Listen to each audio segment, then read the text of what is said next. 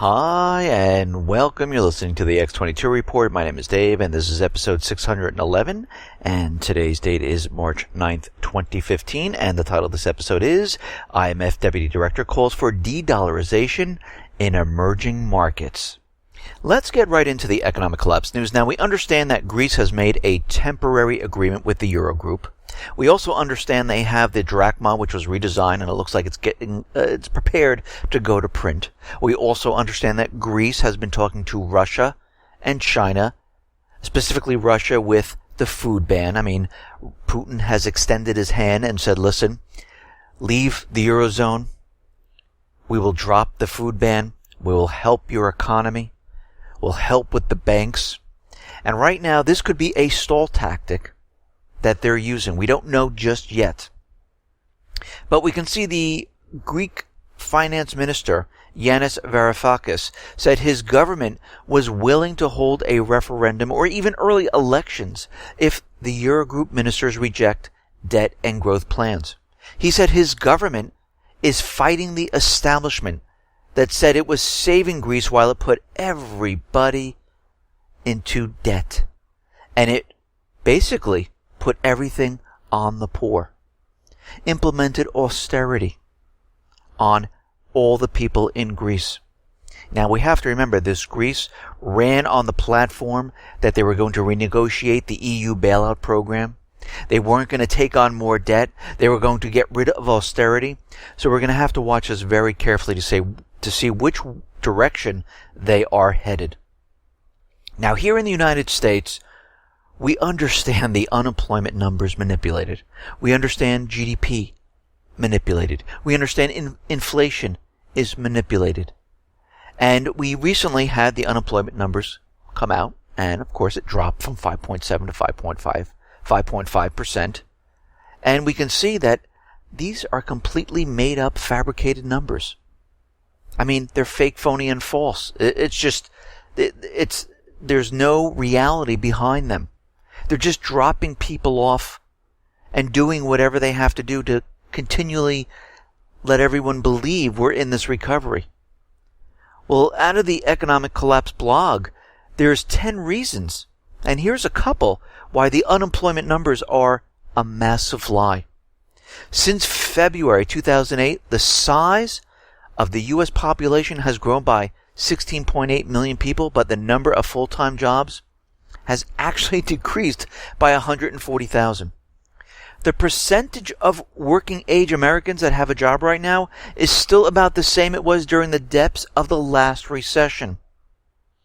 The primary reason for the decline in the official unemployment rate is that basically millions upon millions of long-term unemployed workers no longer are in the labor force. They are not counted. They don't count those people who have not been on an interview in the last 4 weeks. You can go out and continually put out your resume. It could be 6 months down the line. It doesn't matter. You've given up. You don't want to support your family. You don't want to make your car payments. You don't want to make your mortgage rent payments. You don't want to buy food. This is what the government is trying to tell us. 101.6 million working age Americans don't have a job right now. Millions upon millions of Americans have been forced to take part-time jobs because that's all they can find. There's no full-time job that they can find, so they have to take the part-time job. And we see from all these layoffs, these high-paid jobs in Intel, in IBM, in Wells Fargo, in Bank of America, in Sony, in Dell.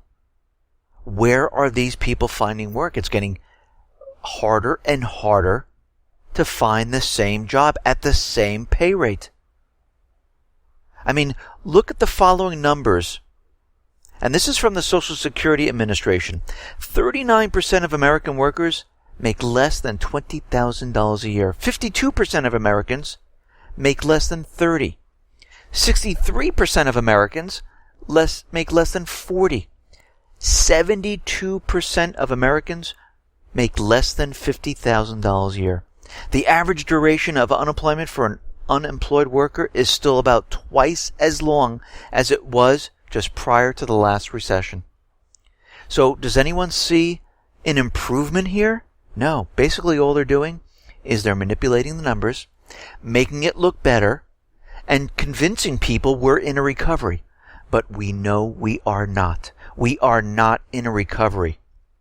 In New York, the homeless population in the nation's largest city has exploded to all-time highs, forcing officials to provide shelter to desperate families because they have no other place to go. New York City's homeless population has swollen to a record of 59,000 people. The organization, the Coalition for the Homeless, say no, it's closer to about 60,352 people. The homeless count, according to the city and the coalition, includes 25,000 children, families on the streets, families who've been kicked out of their homes because they cannot find the jobs, or they've taken a part-time job and they got kicked out of their place because they couldn't meet their payments. We see many retail stores and restaurants and fast food places, all sales are declining. Staples just showed us that their sales are declining. McDonald's, inexpensive fast food. I'm not saying it's the best food, but it's inexpensive fast food. Guess what? Their global sales have once again slowed down again and have dropped by 1.8% and 1.7% in January and February, respectively. The same store U.S. sales in February tumbled by 4%, far below the negative 0.7% expected. People are not going out and spending the money on fast food. People are buying in bulk. People are only buying the things they need to purchase. We saw it when I reported on Sunday, where consumer spending is way down. This is why we see retail sales way down. People are keeping their money. If we look at the real estate industry, we understand that mortgage applications are continually declining. They have a bump up here and there. Again, we have to remember Fannie and Freddie, they implemented a new program. They'll give loans out to subprime people. All you have to do is put 3% down. Some of the banks now are doing 100% financing, and they'll even pay for the closing costs because they need to bring everyone into the system. They need to continually push the bubble bigger and bigger. And they keep telling us that real estate is getting better. Everything looks good. Prices are coming down. Sales are declining for new and existing homes. And we see U.S. home ownership rate. It's been plunging in a straight line downward. And it is now the lowest since 1994. But don't worry. It is now time to manipulate the home ownership calculation. And this is exactly what they're doing. They need to make things look better than they really are. So we have Bank of America right now ran a simulation on the U.S. home ownership rate, in which it derived a home ownership rate assuming household weights by age group as of 1994. In other words, we only allow for the change in the home ownership rates over time to matter, holding the household age weights constant. Under this methodology, the home ownership rate would have declined only to 62.1% last year.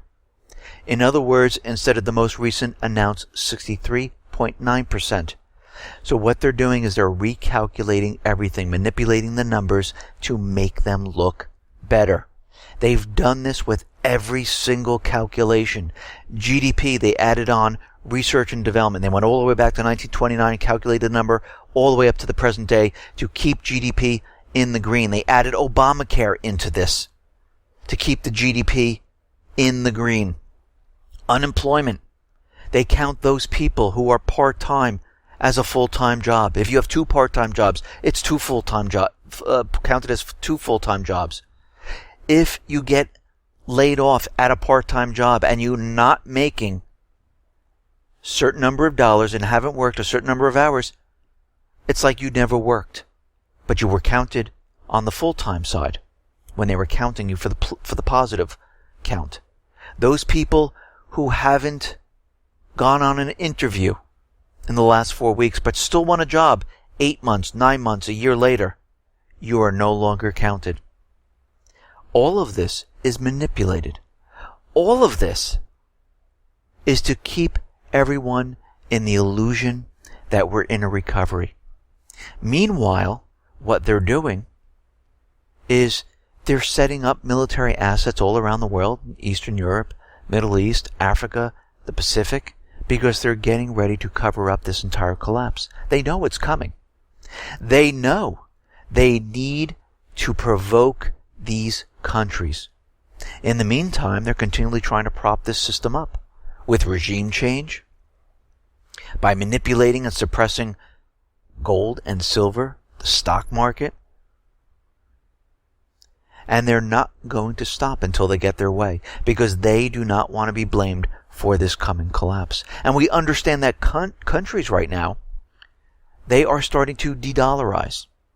They're a little nervous about holding on to the dollar. They're making preparations to protect themselves by making agreements with China and Russia for bilateral trade to deal with yuan, renminbi, ruble. We understand right now the dollar is declining as a trade currency.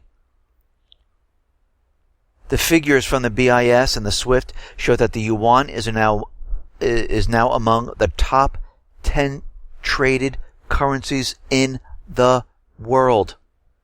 Japan's Deputy Managing Director of the IMF openly stated that emerging markets in Asia should begin the process of de-dollarization to mitigate against external shocks and constraining the central bank's ability as lender of last resort. Russia is in negotiation with India and Egypt to settle their trade in local currencies. The BRICS Development Bank is now operational, which will see countries who avail of it repaying loans probably in the yuan, given that China provides over 40% of the funding. It will act as a rival to the IMF, which may explain why the IMF is taking a more inclusive approach to currency reserves. We see that countries right now are looking at the entire world. They see what the United States government central bankers are doing. They see they're pushing war.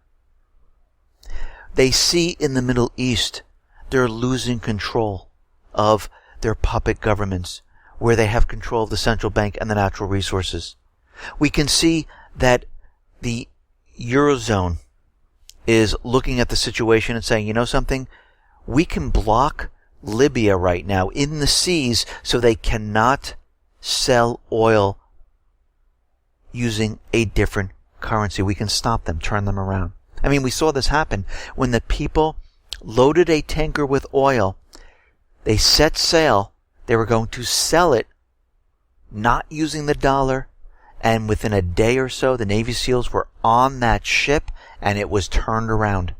They will not let this happen. They rather destroy the oil fields than have them sell the oil using another currency, or gold or silver. And we can see right now, they're making preparations to go into Libya, to go into Yemen, to go into Lebanon, Iraq, because they need to maintain the puppet governments in these countries. Now we see out in the UK Treasury is not taking the steps now required to prepare Britons for another financial meltdown. A cross-party committee MPs warned on Monday. He also warned that these institutions saturate national borrowing capacity, and in the event of a serious financial crisis may prove too big to save. Well, guess what? I know the United States just went through their stress tests and 31 banks passed. They're not ready for something big to go down. They're ready for bail-ins. That's what that was all about. They won't be able to survive without it. This is why they created the bail-in document. This is why Europe has it. Canada, Switzerland, New Zealand, UK. They have it because they realize when this entire system goes down, that's where the currency is. It's in each and every one's accounts, and they need to access it. And that's what they're going to do. Now it seems Putin has signed a law to ratify the restructuring of loans to Cyprus. Russia and Cyprus signed an intergovernmental agreement on the provision of state financial loan for Cyprus in 2011. It stipulates that a single repayment of about $2.7 billion be made on July 1st, 2016, and the interest rate at that time was 4.5%. Well, they decided to redo this, and Putin was saying, you know something? Let's lower the interest rate and let's extend the term so you don't have to come up with this money right now. The interest rate now is at 2.5%. And the Cyprus government asked for a restructuring of the debt over the deterioration of the financial situation in the country. So now the debt will not have to be repaid until around 2018 and 2021. So it looks like they have a little bit of a leeway because what happened with, this private Western central banking system, where they went in, they stole the people's money, they replaced it with worthless bank stock, and they had capital controls in place for over a year. And they're still trying to get out of what's happening in the country. People are still protesting about austerity, saying we don't want this anymore. It's happening in Cyprus, Greece, Italy, Spain, France. The people are sick and tired of this. They don't want austerity anymore. They want jobs. They want to provide for their families. Now it looks like the U.S. government is going down the path of gun control once again. And when I say this, I mean they are getting ready to do something, because we see already Obama is out there. He was speaking at Benedict College in South Carolina on March 6th. And he was talking about the Second Amendment and how important it is, that it's part of our culture and part of who we are. Then he quickly added, but what we also have to recognize is that our homicide rates are so much higher than other industrialized countries by like a mile. And of course, this is just a general statement. There's nothing behind the statement. It's just put out there to make people think, oh my God, you're right. People have guns. The homicides are up. Moreover, Obama hinted that individual right to bear arms, the very right protected by the Second Amendment, is the result of a Supreme Court interpretation and not from the Second Amendment. He said on June 22nd, the Supreme Court created an individual right to keep and bear arms via the District of Columbia v. Hella, the 2008 decision. So he's trying to make the point that the Second Amendment never gave you the right to bear arms. He's saying it was a Supreme Court decision in 2008, which is completely false. In other words, prior to 2008, there was no individual right to keep and bear arms. It wasn't the Founding Fathers. It wasn't those people who fought against the central banking system and who bled for this country, who saw what they needed to do, and they needed to keep and bear arms to protect themselves from a government that loses control and tries to take control of the people. But when we look at the situation, and we see at a high point when America had about 6.6 per 100,000 people in 1993 who were killed from weapons, the rate actually fell to 3.2 per 100,000 by 2011. And what's very interesting is that the number of privately owned guns in America went from 192 million to 310 million. And the rate dropped. Actually, we see more killings in gun-free zones than we do in those zones that have where you're allowed to keep and hold a weapon. And it's a lot easier to get a weapon. And then it brings us to the case of how they want to ban the 5.56 armor-piercing rounds. They're calling them cop killers. But there's one problem with this. No cop has ever been killed by the green-tipped AR-15 ammunition. But still, the president claims that banning the ammunition is just a common sense thing that we need to do to protect our police. Speaking on his behalf, the White House spokesman John Ernst said that the .556-223 caliber M855 ball ammunition must be banned because it can shoot through bulletproof vests. While that is true, so can just about any rifle hunting round. Maybe they're next. Maybe those are the next type of ammunition that they're going to ban or try to ban. No crime has ever been committed on record with legally registered weapons such as this, and no ban on assault weapons would affect the NFA items. So the White House claims, and they rest on an ultimate fantasy, that police officers are being shot and killed with stockless AR-15 style pistols. The only problem is that this never happened, not even once. So the question is, why are they trying to ban this ammunition? Why are they trying to ban weapons? Because they do not want the people to have these weapons, because they realize when the collapse comes, they want to make it easy for themselves to control the people. Because an armed people, very hard to control. An armed people might say, hey, you know what? You people in the government, the central bank, you're not working for us anymore. And we want you to be removed. Because a people with weapons is a powerful people. A people without weapons are controllable. And they know this. And we know that weapons give us the power. And they know this. And they're afraid because there's a lot more of us than there are of the government people.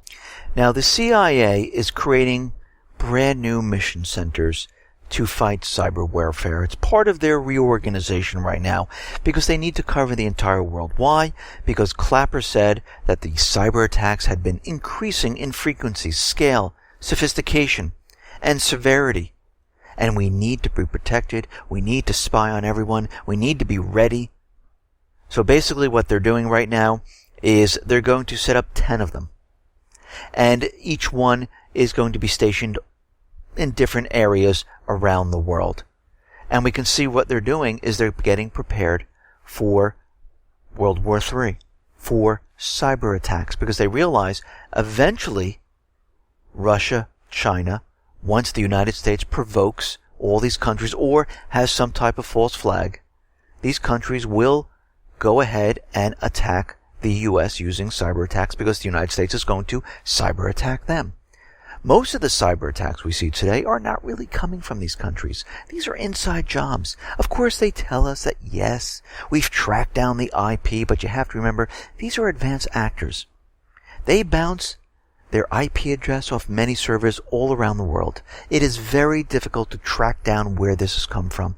But if you notice, within maybe a day or so, they know exactly where the attacks came from, which person ordered them. They know everything.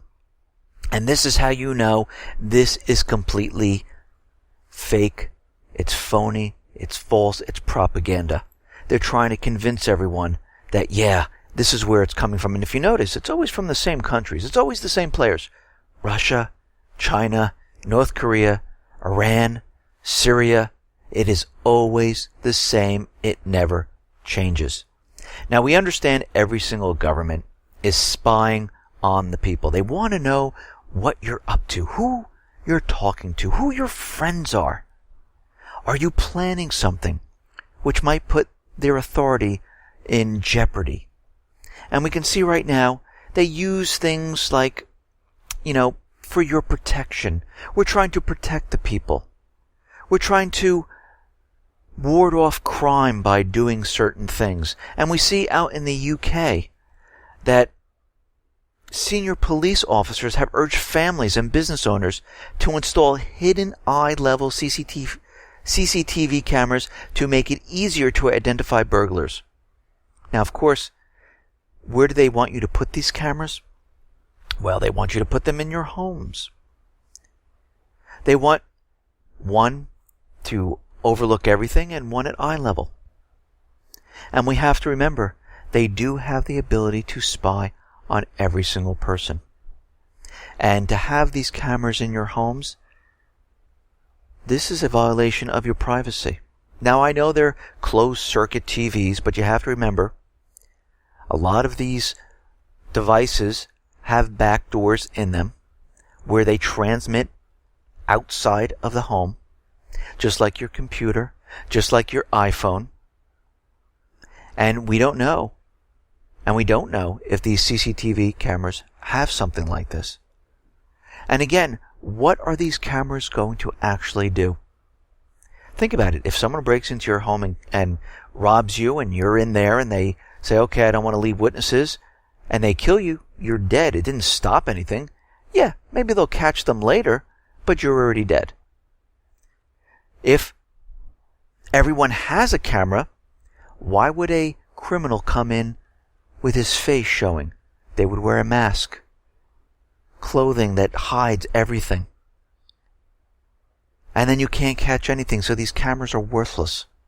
Actually, there's been research by the College of Policing, and it revealed CCTV is ineffective at stopping or preventing violence and makes minor cuts to theft-related crimes.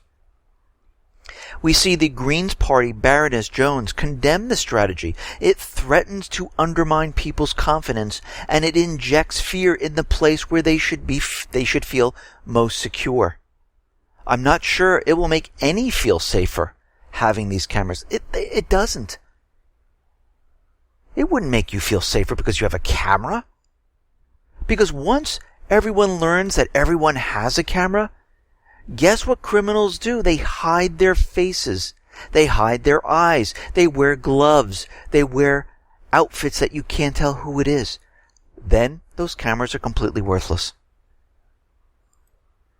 We see the UK right now has reportedly approved the sale of £16 million worth of anti-riot equipment, including tear gas and rubber bullets, to countries on its own human rights blacklist.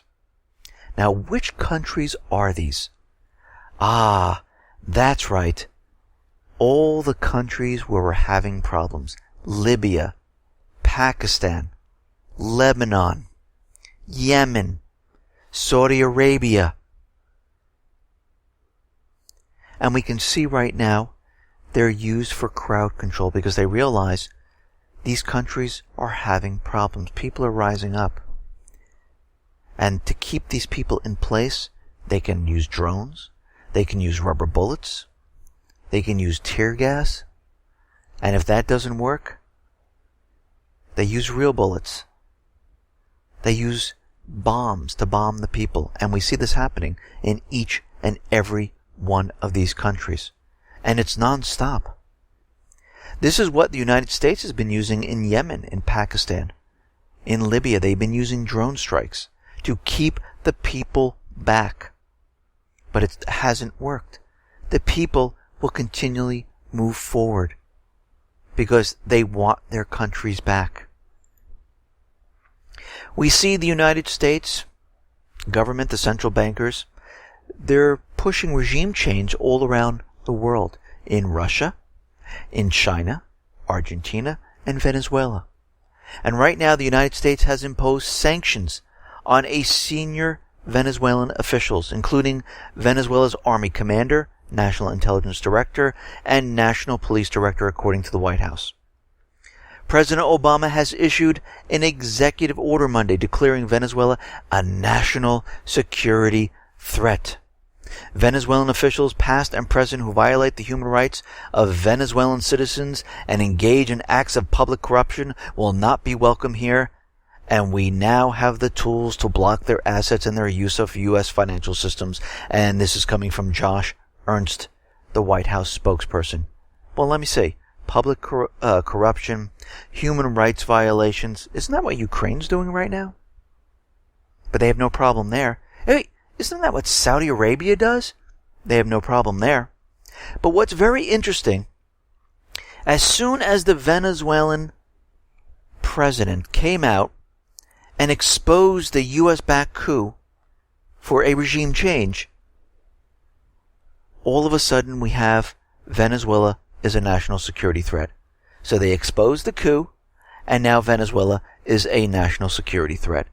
Amazing how the timing. Is it a coincidence? Absolutely not. They want Venezuela. They want Argentina. They want Russia. They want to replace the governments. Venezuela, lots of oil. Prop up the system. Put a central bank in there. Same with Argentina. Russia, China, they want a regime change. Why? The BRIC system. The IMF is going to be looking at the renminbi to see if it's going to be a reserve currency. They don't want this to happen. And this is why they've been pushing this agenda so hard. And we can see they will not let up. Right now, Europe is unwilling to increase sanctions against Russia because they're looking at the situation and they see that Russia is pushing the second peace deal, Minsk 2. Minsk 1 didn't work. But guess what? UK, United States, no peace deal whatsoever. They haven't even attempted. They haven't drafted anything up. You know what they've done? They brought more weapons, more troops into Ukraine. Ukrainian Prime Minister Yatsenyuk said he has nothing to do with the economic crisis in Ukraine, and he's not responsible for the wreck of the Ukrainian currency. Wait a minute. Yatsenyuk is a central banker. He's the prime minister. He was put in there on purpose, but you see how these central bankers react? Oh, it wasn't me. I have nothing to do with this. This is exactly what's going on right now. This is why they're trying to start a war, because they will always deflect the blame off of them. You have to remember the central banks have no allegiance to people or country. They don't care.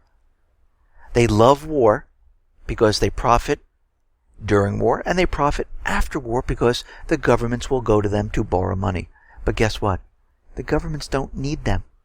Why would the government, think about it, does it make any sense? Why would a government go to a private central bank to get money with interest attached to it when the government can create the money with no interest?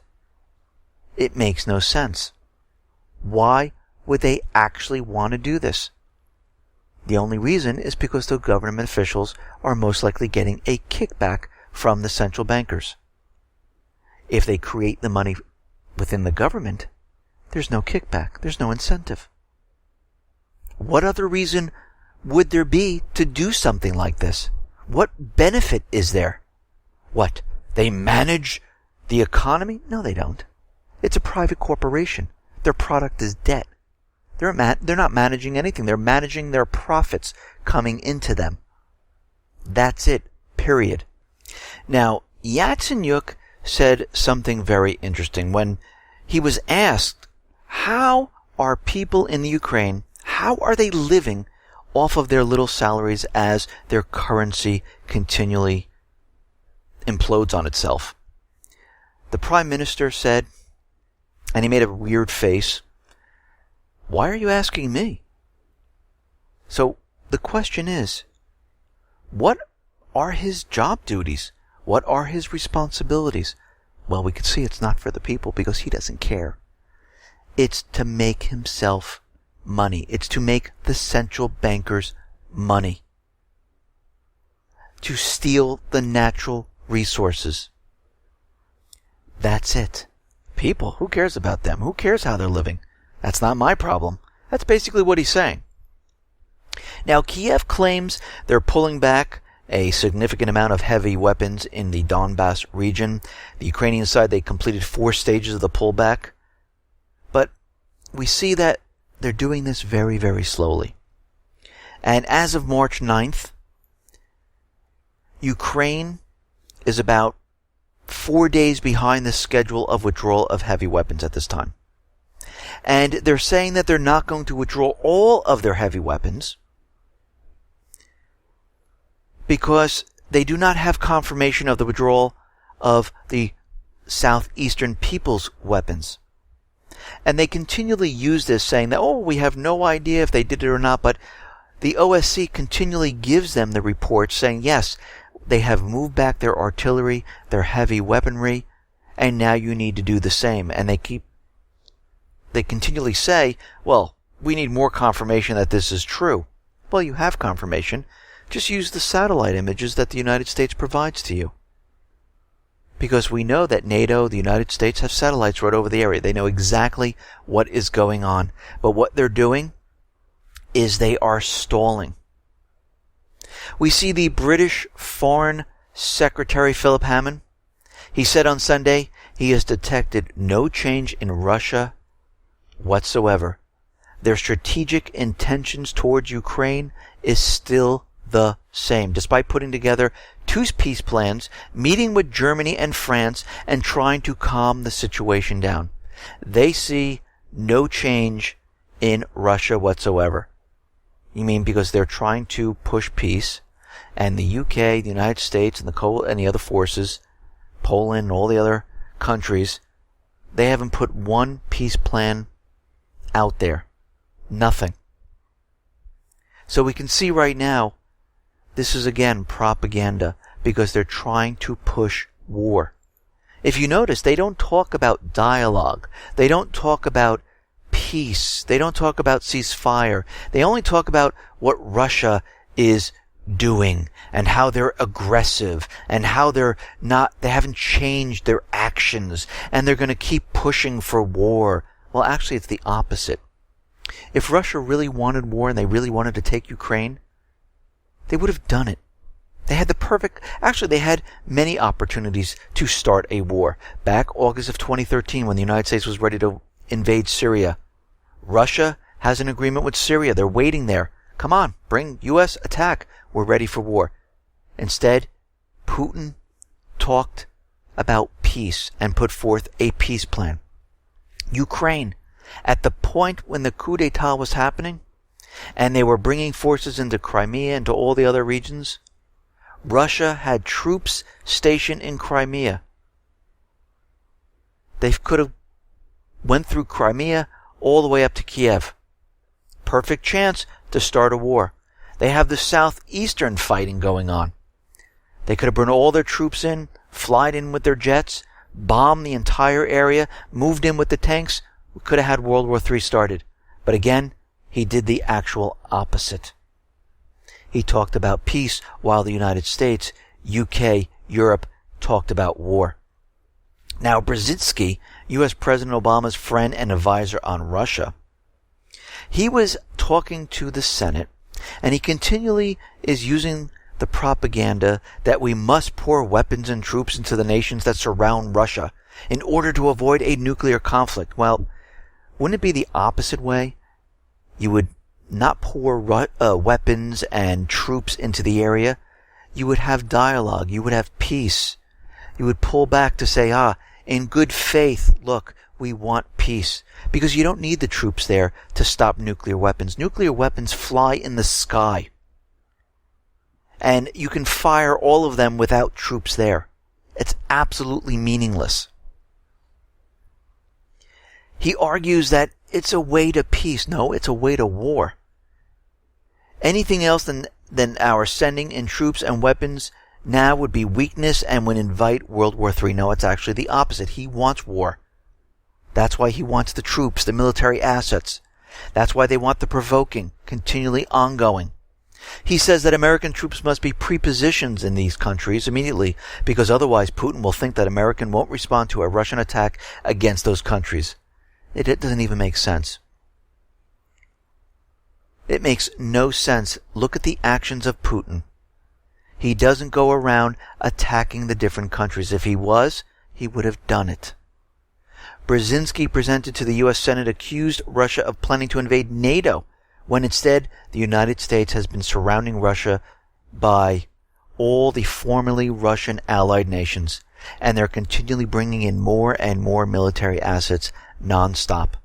We see Jean-Claude Juncker has called for the creation of a EU army in order to show Russia that the EU is serious about defending European values. Basically what they want is they want to terminate all the armed forces in every one of the EU countries and make one EU army that is controlled by the Eurozone. Very interesting in what they're trying to do here. Over 100 U.S. armored vehicles rolled into Latvia. The tanks were delivered to Latvia and they are being offloaded from the carrier ship Liberty Promise. We also see back in December weapons being hauled in by a train. We also see that all of this is being brought in. 3,000 troops are being brought into this area. And we can see that they're getting ready for a major drill. Colonel Michael Foster said, by the end of the summer, you could very well see an operation that stretches from the Baltics all the way down to the Black Sea. As you connect countries, there's almost a line of U.S. troops. Almost a line of U.S. troops. They are surrounding Russia, just like they did with China in the Pacific. They encircled China, and even Obama said he's doing this to contain China. Contain them from what? The train that was bringing in the military assets back in December had 38 vehicles and several semi-trailers, including 8 Bradley fighting vehicles, 9 M113 armored personnel carriers, 4 petrol tankers, heavy expanded mobility tactical trucks, high mobility multi-purpose wheeled vehicles, an M88 Hercules armored recovery vehicle. All of this is being brought into this area. We see in the Middle East, the Islamic State has gone wild. They're trying to push the agenda to make it seem like this terrorist organization is so out of control. They're destroying museums, relics, artifacts. They're cutting off people's hands. They're pushing people off buildings. They're killing babies. They're doing whatever they possibly can to push war in this region. They want the authorization for war approved. And you can see they're pushing their agenda as hard as they possibly can. We see the United States flew missions back into Syria, destroying the infrastructure. They destroyed another refinery. They said the Islamic State held the refinery, and they went in and they bombed. Dozens of people have been reported killed after U.S.-led planes hit a petrol refinery controlled by the Islamic State. Well, they were called ahead, they got out, and the rest of the people died in the explosions. Witnesses said that the explosions were so strong, it blew out their windows in nearby houses. And again, this is what the United States government central bankers are doing. They're using the Islamic State as a proxy army to move into different areas. They're called ahead of time to move out of these areas, and they destroy the infrastructure. They're taking over the entire eastern portion of Syria. Their territory has expanded 2 to 3 times now since they've been bombing. Does that make sense? You have the most advanced nations in the world bombing this small little tiny terror group, and they have expanded their territory 2 to 3 times? It makes no sense. It is a proxy army for the United States government, Israel, UK, and other nations. And we can see that they are getting ready by everything that's going on in Ukraine, in Eastern Europe, in the Middle East, in Africa, in the Pacific. You can see they are getting ready for World War III. They're maneuvering, they're moving military assets, they're having drills where they bring in even more assets, and this is a cover, because what they do is after the drill is over, they just seem to leave the troops and the assets in place. And people think like, oh, they had a drill there, it's no big deal. Well, it is a big deal because they leave all of this in position, because they know what they have to do. They need to start a war to cover up this collapse. Will it stop the collapse? Absolutely not.